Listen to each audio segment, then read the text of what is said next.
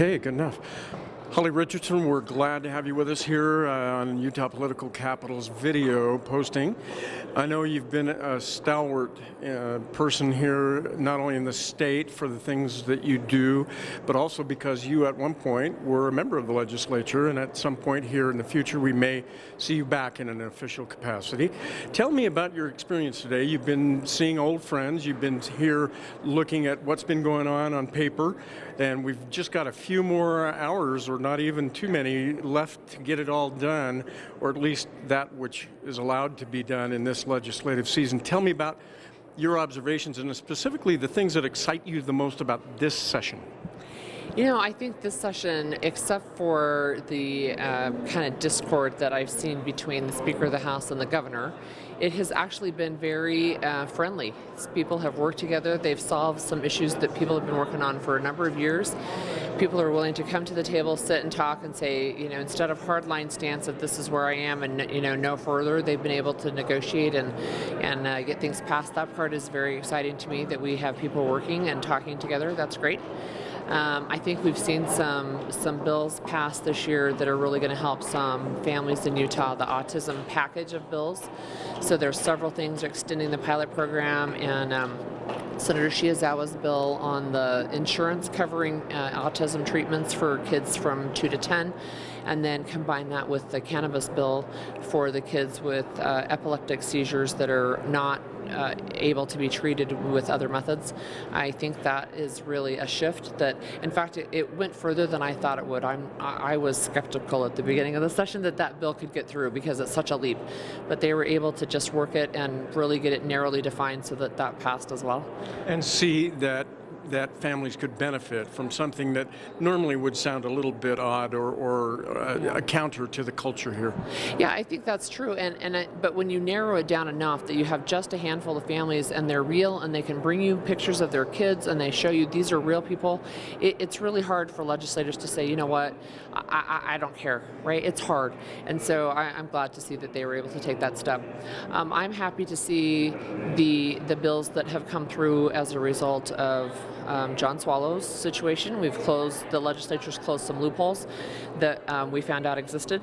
I think they have been conscientious in looking at what part was really Mr. Swallow and were there some systemic problems. So largely, I think that they erred on the side of this was an individual who was making a series of bad choices, but there are some things we can do to strengthen the system, and they did those this year. That was good. That was good. There were some, as you mentioned, some disparate elements coming together to lay some groundwork before the legislature convened. For instance, we saw the Libertas people come together with the ACLU to do things that seem a little bit different than ultra-conservative Utah has maybe seen before. Was that what you were alluding to?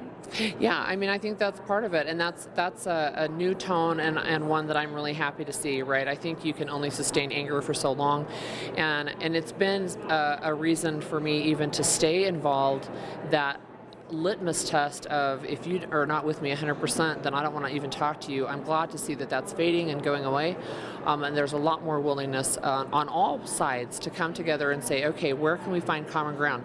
Because it exists with almost everyone. You can find common ground, and then you can work forward towards a goal. And even if you don't get the Hail Mary, 100-yard touchdown pass, you can still start moving the ball down the field, and that's a positive thing. Do you believe that we're seeing maybe some waning or erosion of influence by the Tea Party here in Utah? Yeah, I do. I mean, I think I think it peaked in 2010. I think when it started, and I was part of it when it was the taxed enough already and the federal government's too big, and let's talk about some of the regulation aspect, and then it just kind of went off the rails for some people, and there are still diehards. I have got friends who are totally associated with the Tea Party.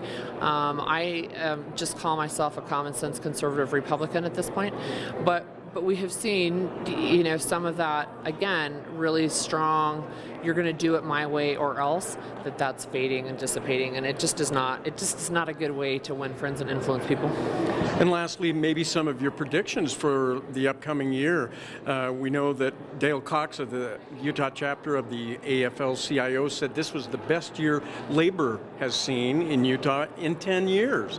So what, in terms of, the future here, do you kind of see happening with the state of Utah?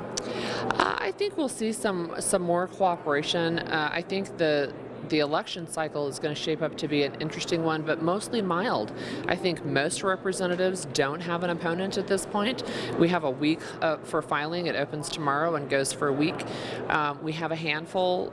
It feels like a good handful of people who are retiring this year, but I don't think we're going to see a 24% turnover or 50% turnover in the House.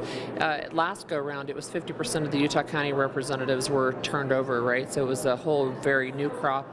I think we'll see less of that this go round. I think we're seeing less of those really all or nothing voices, that tones are moderating. It's not that the stances are as much as the tone is softening and saying, okay, what can we do to work together, right? There's only so many resolutions you can pass to say we hate the federal government. What can you actually do to make a difference in Utah? What about women in legislature and public policy circles in Utah? What do you predict going on there as we're about to field a new crop of candidates? Yeah, I'm really worried actually that we don't have enough women. We have such low representation in the House. We only have 17% total, Republican and Democrat combined, and we have 4 people who are retiring this year. We have the Senate Minority Leader, Jen Seelig, and the Speaker of the House, Becky Lockhart. They're both gone. We have Rhonda Menlove and Janice Fisher, and they're saying that they're not coming back. That's really concerning to me because I'm not seeing a deep bench of women, meaning they're not stepping up to run as candidates, and if you don't run, you can't win. And so I'm hopeful that we can start to see quickly, very quickly, women who start to express an interest and say, hey, yeah, I could run. And if they don't do it this cycle, that they get involved this cycle so that next cycle they can run. Well, if anybody can do it in Utah County, it can certainly be Holly Richardson. And we thank you for joining us tonight. Thank you. Thanks.